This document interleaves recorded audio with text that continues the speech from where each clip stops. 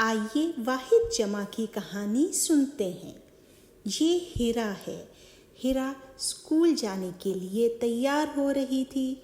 گاڑی میں وہ اپنے ابو کے ساتھ جا رہی تھی کہ اس نے سوچا کہ آج اسکول میں اردو ٹیچر کیا پڑھائیں گی۔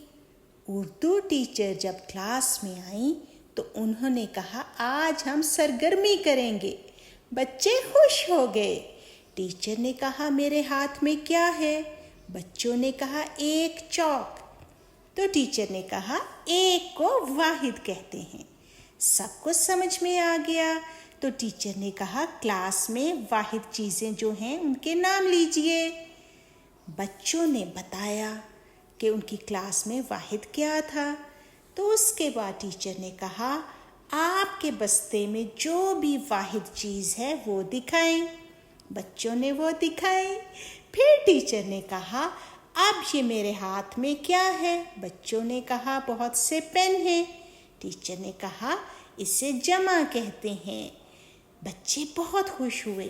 تو ٹیچر نے کہا ایک سے جو زیادہ چیزیں ہیں وہ آپ کے پاس کمرے میں کون کون سی ہیں؟ بچوں نے بتایا کہ ان کے پاس کتابیں ہیں، کرسیاں ہیں جن پر وہ بیٹھے ہیں، اور پانی کی بوتلیں موجود ہیں۔ تو ٹیچر نے کہا ایک سے زیادہ چیز کو جمع کہتے ہیں۔ اس تصویر میں آپ بتائیے واحد کیا ہے اور جمع کون کون ہے؟